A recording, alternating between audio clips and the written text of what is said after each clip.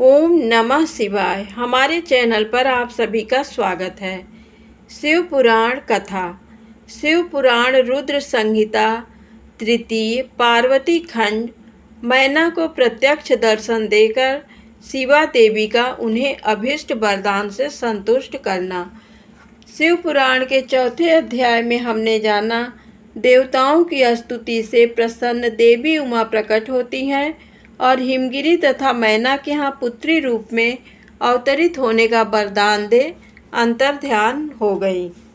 अब आगे नारद जी ने पूछा, पिताजी, जब देवी दुर्गा अंतर्धान हो गई और देवगण अपने अपने धाम को चले गए, उसके बाद क्या हुआ? ब्रह्मा जी ने कहा, मेरे पुत्रों में श्रेष्ठ विप्रवर नारद जब विष्णु आदि देव समुदाय हिमालय और मैना को देवी की आराधना का उपदेश दे चले गए, तब गिरिराज हिमाचल और मैना दोनों दंपति ने बड़ी भारी तपस्या आरंभ की। वे दिन रात शंभु और शिवा का चिंतन करते हुए भक्ति युक्त चित्त से नित्य उनकी सम्यक रीति से आराधना करने लगे। हिमवान की पत्नी मैना बड़ी प्रसन्नता से शिव सहित शिवा देवी की पूजा करने लगी। वे उन्हीं के संतोष के लिए सदा ब्राह्मणों को दान देती रहती थी। मन में संतान की कामना ले मैना चैत्र मास के आरंभ से लेकर 27 वर्ष तक प्रतिदिन तत्परता पूर्वक शिवा देवी की पूजा और आराधना में लगी रही। वे अष्टमी को उपवास करके नवमी को लड्डू, बलि सामग्री, पीठी, खीर और गंध पुष्प आदि देवी को भेंट करती थी। गंगा के किनारे औषधि प्रस्थ में उमा की मिट्टी की मूर्ति बनाकर नाना प्रकार की वस्तुएं समर्पित करके उसकी पूजा करती थी। मैना देवी कभी निराहार रहती, कभी व्रत के नियमों का पालन करती, कभी जल पीकर रहती और कभी हवा पीकर ही रह जाती थी। विशुद्ध तेज से दमकती हुई दीप्तिमती मैना ने प्रेम पूर्वक शिवा में चित्त लगाए 27 वर्ष व्यतीत कर दिए। 27 वर्ष पूरे होने पर जगन्मयी शंकर कामिनी जगदम्बा उमा अत्यंत प्रसन्न हुई। मैना की उत्तम भक्ति से संतुष्ट हो वे परमेश्वरी देवी उन पर अनुग्रह करने के लिए उनके सामने प्रकट हुई। तेजो मंडल के बीच में विराजमान तथा दिव्य अवयवों से संयुक्त उमा देवी प्रत्यक्ष दर्शन दे मैना से हंसती हुई बोली। देवी ने कहा, गिरिराज हिमालय की रानी महासाध्वी मैना, मैं तुम्हारी तपस्या से प्रसन्न हूँ। तुम्हारे मन में जो अभिलाषा हो उसे कहो। मैना, तुमने तपस्या, व्रत और समाधि के द्वारा जिस जिस वस्तु के लिए प्रार्थना की है वह सब मैं तुम्हें दूंगी। तब मैना ने प्रत्यक्ष प्रकट हुई कालिका देवी को देखकर प्रणाम किया और इस प्रकार कहा। मैना बोली, देवी, इस समय मुझे आपके रूप का प्रत्यक्ष दर्शन हुआ है, अतः मैं आपकी स्तुति करना चाहती हूँ। कालिके, इसके लिए आप प्रसन्न हो। ब्रह्मा जी कहते हैं, नारद, मैना के ऐसा कहने पर सर्वमोहिनी कालिका देवी ने मन में अत्यंत प्रसन्न हो अपनी दोनों बाहों से खींचकर मैना को हृदय से लगा लिया। इससे उन्हें तत्काल महाज्ञान की प्राप्ति हो गई। फिर तो मैना देवी प्रिय वचनों द्वारा भक्ति भाव से अपने सामने खड़ी हुई कालिका की स्तुति करने लगी। मैना बोली, जो महामाया जगत को धारण करने वाली चंडिका, लोक धारिणी तथा संपूर्ण मनोवांछित पदार्थों को देने वाली हैं, उन महादेवी को मैं प्रणाम करती हूँ। जो नित्य आनंद प्रदान करने वाली माया योग निद्रा जगत जननी तथा सुंदर कमलों की माला से अलंकृत हैं, उन नित्य सिद्धा उमा देवी को मैं नमस्कार करती हूँ। जो सबकी मातामही, नित्य आनंदमयी, भक्तों के शोक का नाश करने वाली तथा कल्प पर्यंत नारियों एवं प्राणियों की बुद्धि रूपिणी हैं, उन देवी को मैं प्रणाम करती हैं।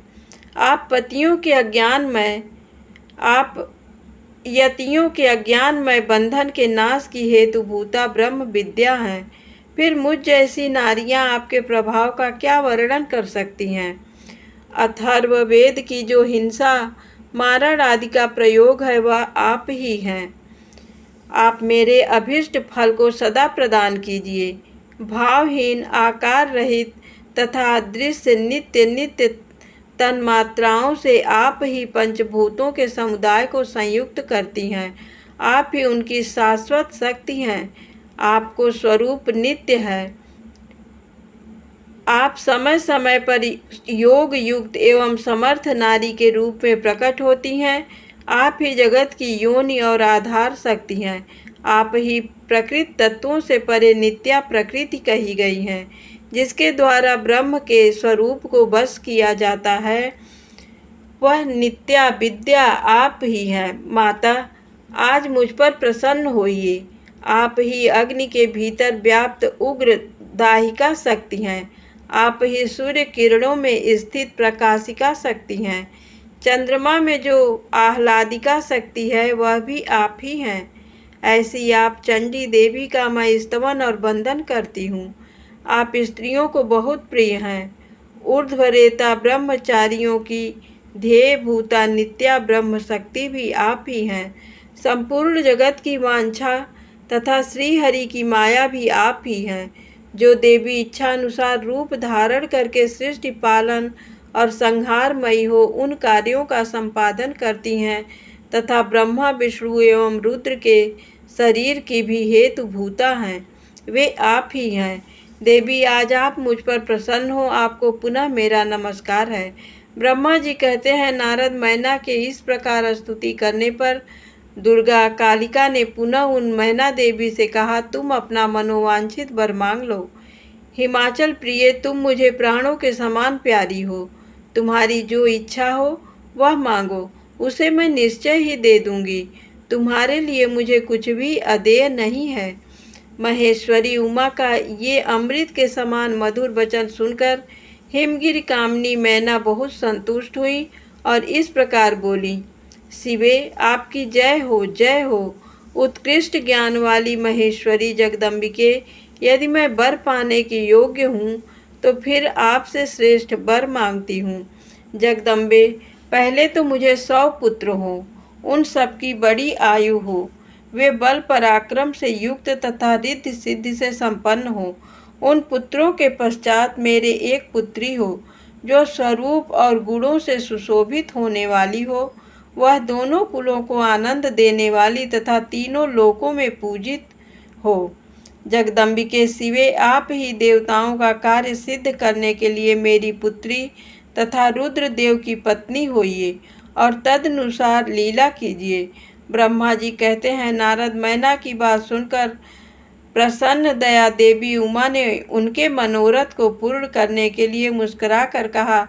देवी बोली, पहले तुम्हें 100 बलवान पुत्र प्राप्त होंगे। उनमें भी एक सबसे अधिक बलवान और प्रधान होगा, जो सबसे पहले उत्पन्न होगा। तुम्हारी भक्ति से संतुष्ट हो मैं स्वयं तुम्हारे यहाँ पुत्री के रूप में अवतीर्ण होंगी और समस्त देवताओं से सेवित हो उनका कार्य सिद्ध करूँगी। ऐसा कहकर जगत धात्री परमेश्वरी कालिका शिवा मैना के देखते देखते वहीं अदृश्य हो गई। तात महेश्वरी से अभिष्ट वर पाकर मैना को भी अपार हर्ष हुआ। उनका तपस्या जनित सारा क्लेश नष्ट हो गया। मुने फिर काल क्रम से मैना के गर्भ रहा और वह प्रतिदिन बढ़ने लगा। समयानुसार उसने एक उत्तम पुत्र को उत्पन्न किया, जिसका नाम मैनाक था। उसने समुद्र साथ उत्तम मैत्री बांधी। वह अद्भुत पर्वत नाग बधुओं के उपभोग का स्थल बना हुआ है। उसके समस्त अंग श्रेष्ठ हैं। हिमालय के 100 पुत्रों में वह सबसे श्रेष्ठ और महान बल पराक्रम से संपन्न है। अपने से या अपने बाद प्रकट हुए समस्त पर्वतों में एकमात्र मैनाक ही पर्वतराज के पद पर प्रतिष्ठित हैं। धन्यवाद।